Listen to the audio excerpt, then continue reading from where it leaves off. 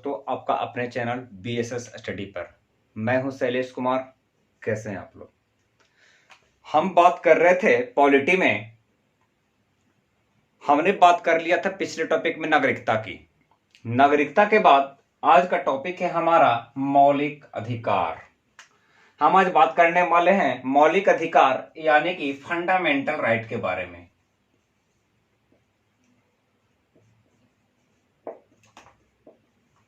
Fundamental right के बारे में सबसे पहले हम बात करते हैं क्या, ये जो मौलिक अधिकार है, ये मौलिक अधिकार का बात संविधान के भाग कितना में वर्णन मिलता है। मौलिक अधिकार का जो वर्णन है, मौलिक अधिकार जो लिखा हुआ है, संविधान के भाग कितना में लिखा हुआ है, तो संविधान के भाग 3 में लिखा गया है। कितना में? संविधान के भाग 3 में लिखा गया है। ठीक है। और अनुच्छेद कितना है? ये अनुच्छेद है 12 से 35। अनुच्छेद 12 से अनुच्छेद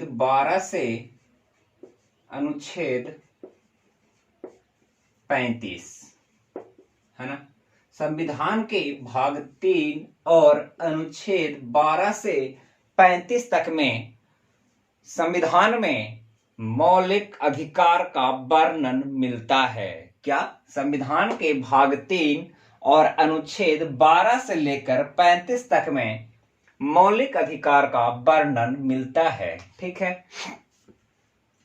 एक क्वेश्चन आता है क्या, मैग्ना कार्टा है ना। तो संविधान के भाग 3 को क्या कहते हैं? मैग्ना कार्टा कहा जाता है। क्या? संविधान के भाग 3 को मैग्ना कार्टा कहा जाता है। मैग्ना कार्टा का मतलब होता है अधिकार पत्र। क्या? मैग्ना कार्टा का मतलब होता है अधिकार पत्र। ठीक है। मैग्ना कार्टा का मतलब क्या होता है? अधिकार पत्र। मैग्ना कार्टा का मतलब क्या होता है? अधिकार पत्र होता है ना। क्या होता है? अधिकार पत्र। ठीक है। मैग्ना कार्टा का मतलब क्या होता है? अधिकार पत्र। ठीक है। संविधान के भाग 3 और अनुच्छेद 12 से लेकर अनुच्छेद 35 तक में मौलिक अधिकार का वर्णन मिलता है। ठीक है। और तो संविधान के भाग 3 को क्या कहते हैं? Magna carta. मैग्ना कार्टा मतलब क्या होता है? अधिकार पत्र होता है। क्या होता है? अधिकार पत्र होता है। एक बहुत ही फेमस क्वेश्चन है, बहुत बार पूछा जा चुका है कि ये जो मौलिक अधिकार है ये कहां से लिया गया है। ये जो मौलिक अधिकार है ये कहां से लिया गया है? तो ये मौलिक अधिकार जो है ये आपका लिया गया है कहां से? USA से लिया गया है। मौलिक अधिकार कहां से लिया गया है? USA से लिया गया है। मौलिक अधिकार USA, United state of America से लिया गया है ना। मौलिक अधिकार जो है कहां से लिया गया है? यूनाइटेड स्टेट ऑफ अमेरिका से लिया गया है। ठीक है। इसका क्वेश्चन समझिए कैसे पूछता है। जो ये मौलिक अधिकार है ये कहां से लिया गया है? ये किस देश के संविधान से लिया गया है? तो ये लिया गया आपका USA से लिया गया है। यूनाइटेड स्टेट ऑफ अमेरिका, संयुक्त राज्य अमेरिका से लिया गया है। ठीक है। पहला क्वेश्चन ये, संविधान के भाग कितना में मिलता है वर्णन? तो संविधान के भाग 3 में मिलता है वर्णन।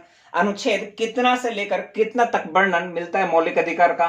तो अनुच्छेद 12 से लेकर 35 तक में वर्णन मिलता है मौलिक अधिकार का। ठीक है। संविधान के किस भाग को मैग्ना कार्टा कहा जाता है? क्या? संविधान के किस भाग को मैग्ना कार्टा कहा जाता है? तो संविधान के भाग 3 को मैग्ना कार्टा कहा जाता है। ठीक है। अगला क्वेश्चन बनता है क्या कि मौलिक अधिकार कहां से लिया गया है?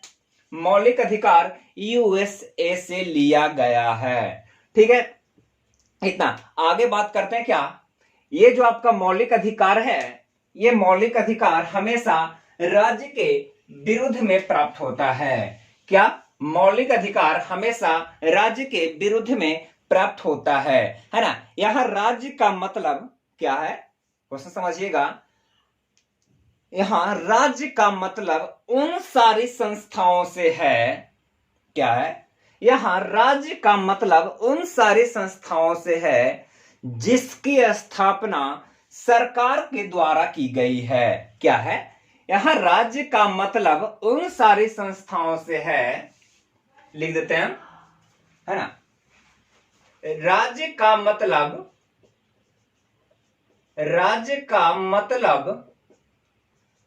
उन सारी संस्थाओं से है, उन सारी संस्थाओं से है जिसकी स्थापना सरकार के द्वारा की गई है। क्या है? जिसकी स्थापना सरकार के द्वारा की गई है। ठीक है, ये अनुच्छेद 12 के अनुसार, किसके अनुसार? ये है अनुच्छेद 12 के अनुसार, आर्टिकल 12 के अनुसार। ठीक है, आर्टिकल 12 के अनुसार। ठीक है, क्या बोला है कि जो मौलिक अधिकार है हमेशा राज्य के विरुद्ध में प्राप्त होता है। यहां ध्यान दीजिएगा, ये जो पॉइंट बोल रहे हैं कि मौलिक अधिकार हमेशा राज्य के विरुद्ध में प्राप्त होता है। क्या प्राप्त होता है? हमेशा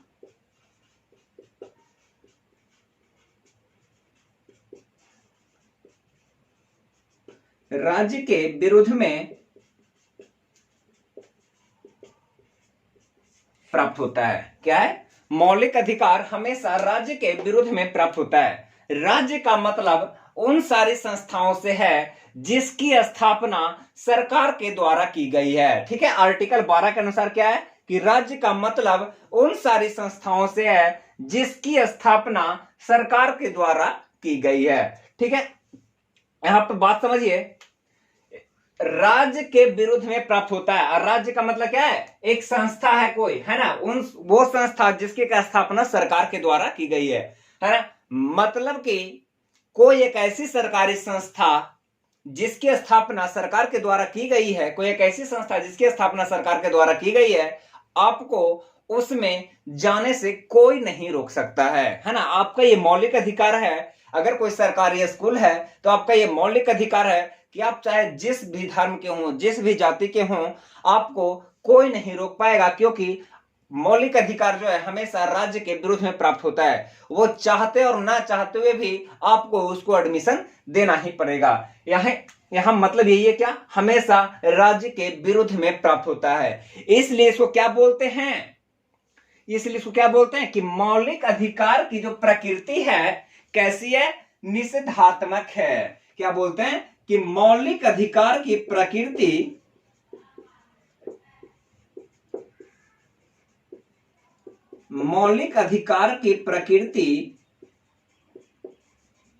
निषेधात्मक है। निषेधात्मक मतलब क्या? निगेटिव है। क्या है? मौलिक अधिकार की प्रकृति निषेधात्मक है। ठीक है, मौलिक अधिकार की प्रकृति निषेधात्मक है। ठीक है, यहां पर लिखते हैं मौलिक अधिकार की प्रकृति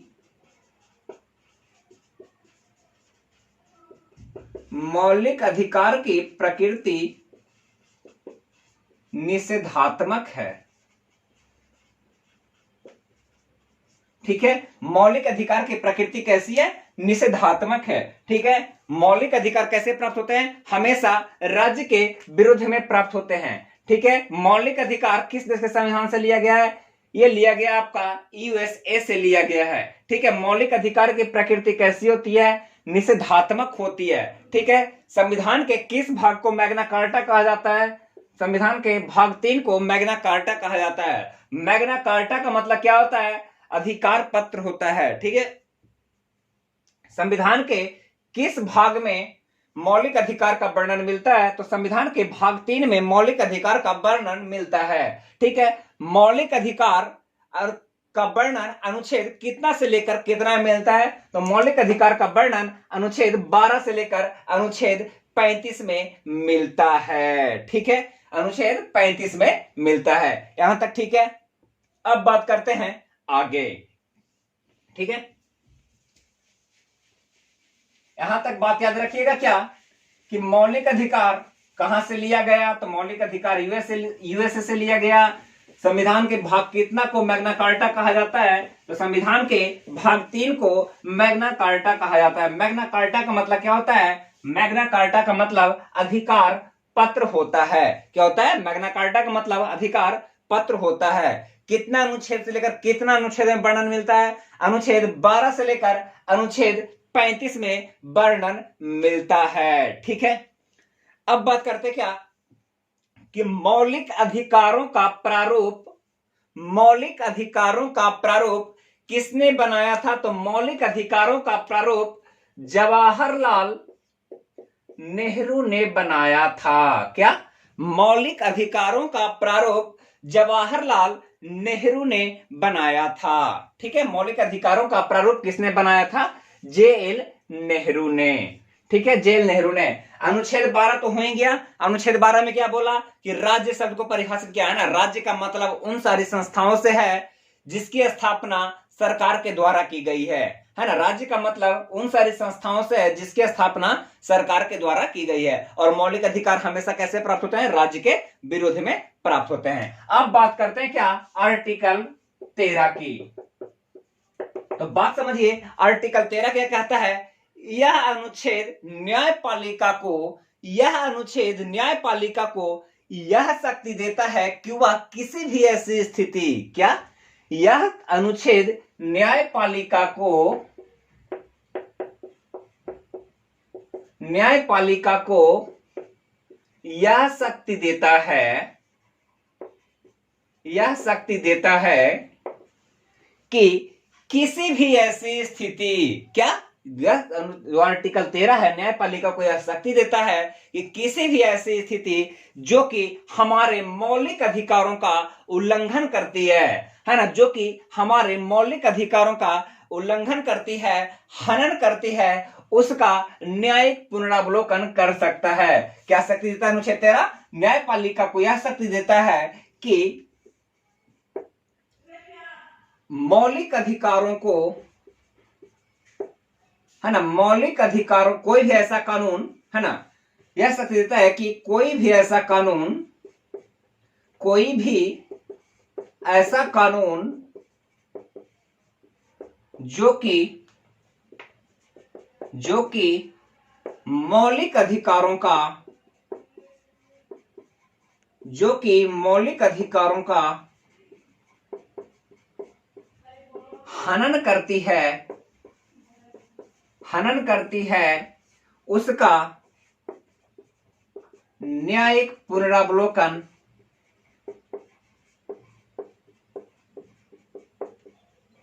उसका न्यायिक पुनरावलोकन कर सकती है ना।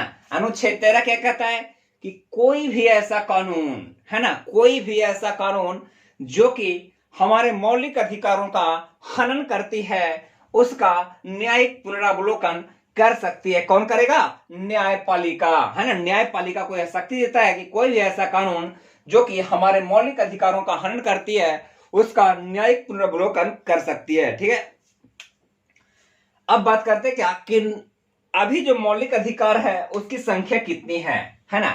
अभी जो वर्तमान में, क्या वर्तमान में मौलिक अधिकारों की संख्या, वर्तमान में मौलिक अधिकारों की संख्या कितनी है?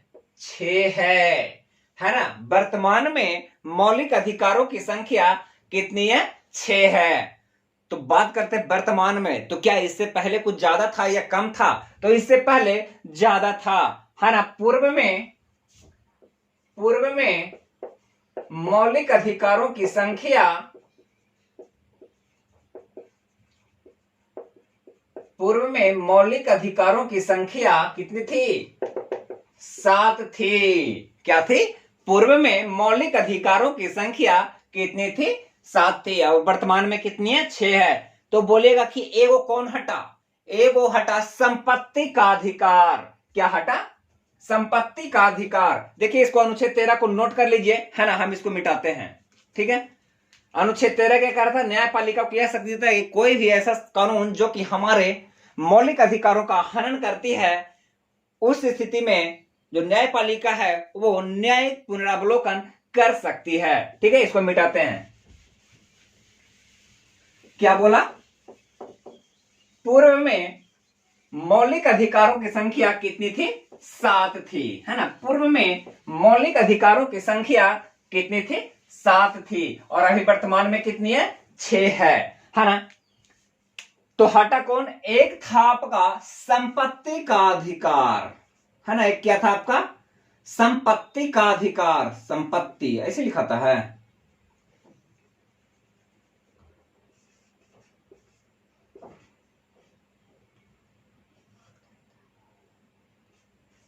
नहीं, ठीक है ना। संपत्ति का अधिकार, संपत्ति का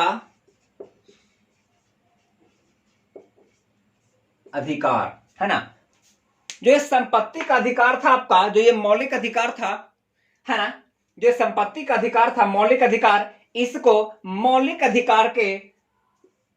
अधिकार से इसको हटा दिया गया और इसको कहां डाल दिया गया? अनुच्छेद 300 के क में। कहां डाल दिया गया? अनुच्छेद 300 के क में इसको डाल दिया गया,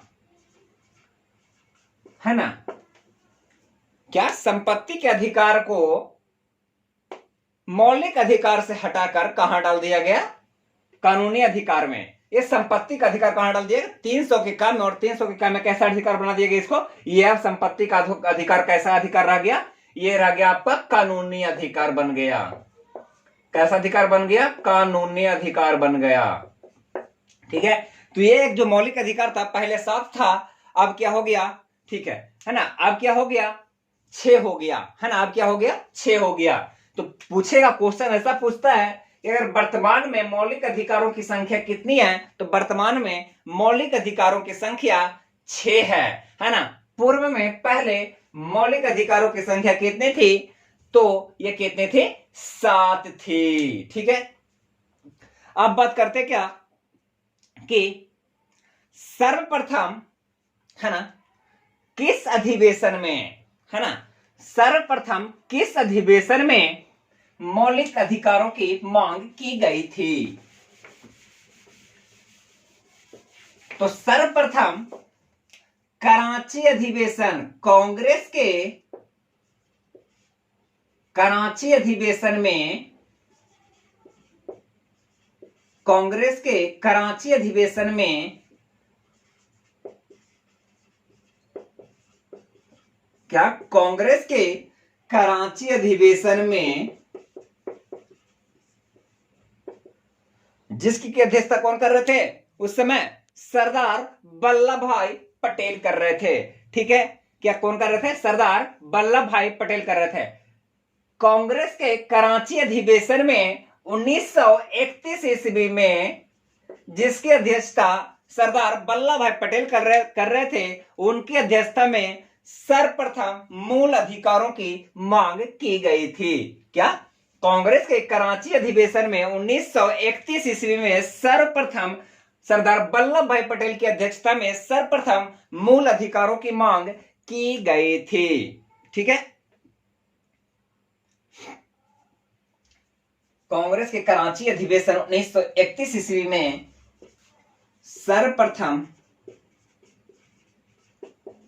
मौलिक अधिकारों की मांग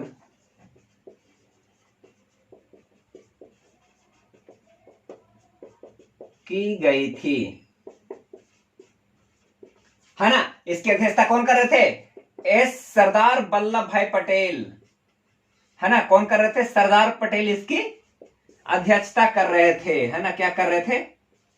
सरदार पटेल इसकी अध्यक्षता कर रहे थे। क्या? कांग्रेस के कराची अधिवेशन 1931 ईस्वी में सर्वप्रथम मौलिक अधिकारों की मांग की गई थी, जिसकी अध्यक्षता सरदार वल्लभ भाई पटेल कर रहे। हमारे भारतीय संविधान में यह व्यवस्था दी गई, हमारे भारतीय संविधान में यह व्यवस्था दी गई कि राष्ट्रीय आपात के दौरान, क्या? हमारे भारतीय संविधान में यह व्यवस्था दी गई कि राष्ट्रीय आपात आर्टिकल 352,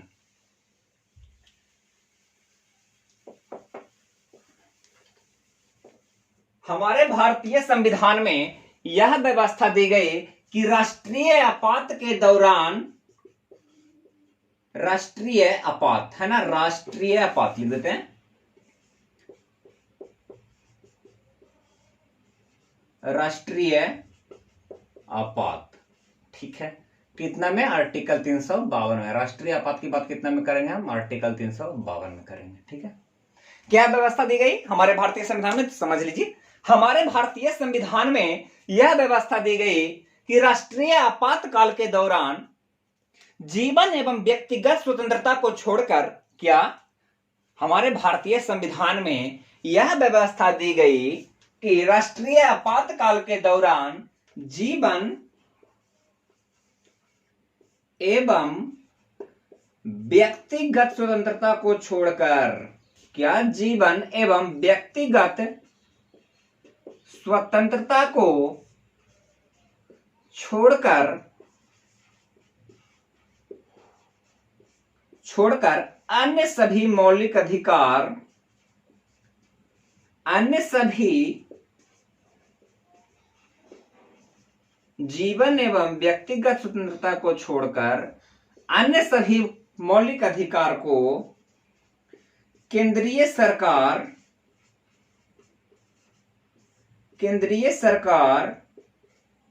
निरस्त कर सकती है ना। जीवन एवं व्यक्तिगत स्वतंत्रता को छोड़कर अन्य सभी मौलिक अधिकार को केंद्रीय सरकार निलंबित कर सकती है ना, निरस्त कर सकती है या निलंबित कर सकती है। क्या है, निरस्त कर सकती है या निलंबित कर सकती है, ठीक है, या निलंबित कर सकती है। ध्यान दीजिएगा, क्या बोला, हमारे भारतीय संविधान में क्या प्रावधान है कि राष्ट्रीय आपातकाल के दौरान, क्या राष्ट्रीय आपातकाल के दौरान आर्टिकल 352, राष्ट्रीय आपातकाल की बात कितना अनुच्छेद में करेंगे, आर्टिकल 352 में करेंगे, है ना। क्या दिया गया, हमारे भारतीय संविधान में यह व्यवस्था दी गई कि राष्ट्रीय आपातकाल के दौरान जीवन एवं व्यक्तिगत स्वतंत्रता को छोड़कर अन्य सभी मौलिक अधिकारों को केंद्रीय सरकार निरस्त कर सकती है या निलंबित कर सकती है। क्या, निरस्त कर सकती है या निलंबित कर सकती है। तो बात समझिए, क्या बोला कि आर्टिकल 352, जब देश में जब राष्ट्रीय आपातकाल लगेगा तब वैसी स्थिति में जीवन एवं व्यक्तिगत स्वतंत्रता को छोड़कर अन्य सभी मौलिक अधिकारों को केंद्रीय सरकार निरस्त कर सकती है या निलंबित कर सकती है, ठीक है। सिर्फ आपका जीवन और व्यक्तिगत, मतलब कि आप जीवन जी सकते हैं और आप जो चाहे आप कर सकते हैं, जो चाहे वो मतलब नहीं है ना, मतलब ये है कि आप खा सकते हैं, सो सकते हैं, रह सकते हैं, है ना, उठ सकते हैं, बैठ सकते हैं, बोल सकते हैं, है ना। लेकिन आपको जो बात जो किया गया है, प्रेस की स्वतंत्रता, वो सब खत्म हो जाती है राष्ट्रीय आपातकाल के दौरान। बात करेंगे कि किस स्थिति में आपातकाल लगेगा तो कौन सा मौलिक अधिकार और बचेगा और कौन सा मौलिक अधिकार बिल्कुल निरस्त हो जाएगा, किस स्थिति में। बहुत सारा स्थिति, 2-3 स्थिति है ना, वो 2-3 स्थिति के बारे में हम डिस्कस करेंगे जब पढ़ेंगे हम राष्ट्रीय आपातकाल का, जब अनुच्छेद पढ़ेंगे तब उसमें हम डिस्कस कर लेंगे, ठीक है। फिलहाल के लिए इतना ही कि राष्ट्रीय आपातकाल का जो वर्णन मिलता है, आर्टिकल कितना मिलता है, इसको याद रखिएगा, बहुत अच्छा क्वेश्चन बनता है इससे 352 से, है ना। आर्टिकल 352 में आपका राष्ट्रीय आपातकाल की बात की गई थी। वर्तमान में मौलिक अधिकारों की संख्या कितनी है, 6 है। पहले कितना था, 7 था, ठीक है। कौन सा मौलिक अधिकार हटा, संपत्ति का अधिकार कहां रख दिया गया, अनुच्छेद 300 के का में। संपत्ति का अधिकार अब कैसा अधिकार बन गया है, संपत्ति का अधिकार अब कानूनी अधिकार बन गया है, ठीक है। ये जो मौलिक अधिकार है, मौलिक अधिकार की प्रकृति कैसी होती है, मौलिक अधिकार की प्रकृति निषेधात्मक होती है। कैसी होती है, मौलिक अधिकार की प्रकृति कैसी होती है, निषेधात्मक होती है। क्यों होती है ये बताए, क्योंकि यह राज्य के विरुद्ध में प्राप्त होती है। तो राज्य का मतलब क्या है, तो अनुच्छेद 12 यह कहता है कि राज्य का मतलब उन सारी संस्थाओं से है, राज्य का मतलब उन सारी संस्थाओं से है जिसकी स्थापना सरकार के द्वारा की गई है, ठीक है। अनुच्छेद 13 क्या कहता है? अनुच्छेद 13 कहता है क्या कि वैसा कोई कानून जो कि हमारे मौलिक अधिकारों का हनन करती है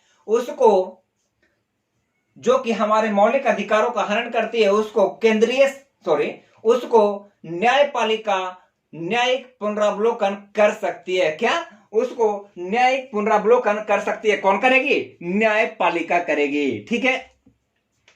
आगे का हमारा टॉपिक होगा, टॉपिक का हेडिंग डाल दीजिए, समानता का अधिकार। क्या? समानता का अधिकार। ठीक है। आगे का हमारा टॉपिक है समानता का अधिकार, राइट टू इक्वालिटी। क्या? Right to equality. यह अनुच्छेद कितना से कितना? अनुच्छेद 14 से लेकर अनुच्छेद 18 तक। अनुच्छेद 14 से लेकर अनुच्छेद 18 तक। ठीक है। समानता का अधिकार आपको पढ़ने को मिलेगा। आगे का हमारा टॉपिक क्या होगा? समानता का अधिकार पढ़ेंगे, है ना। किस प्रकार की समानता पढ़ेंगे अगले टॉपिक में। किसी के साथ किसी भी तरह का भेदभाव नहीं होगा, यह कहता है क्या? समानता का अधिकार कहता है। इसी के बारे में हम बात करेंगे अगले वीडियो में। ठीक है। तब तक के लिए आज का टॉपिक हम यहीं समाप्त करते हैं। आगे हम बात करेंगे एक एक करके। ये आपका पहला अधिकार बनेगा, है ना, समानता का अधिकार। इसके अंतर्गत हम डिटेल से बात करेंगे इसमें। ठीक है। एक एक करके ऐसे ऐसे करके हम 6 अधिकार पढ़ेंगे टोटल। ठीक है। हम 6 अधिकार पढ़ेंगे। तब तक के लिए आज इतना ही छोड़ते हैं। ठीक है। Bye bye. एक बात और, वीडियो को लाइक, शेयर और सब्सक्राइब करते रहिएगा, इससे मोटिवेशन मिलता है। ठीक है। अगर वीडियो अच्छा लगे तो शेयर तो जरूर कर दीजिएगा, सब्सक्राइब करके चैनल शेयर जरूर कर दीजिएगा। ठीक है। बाय।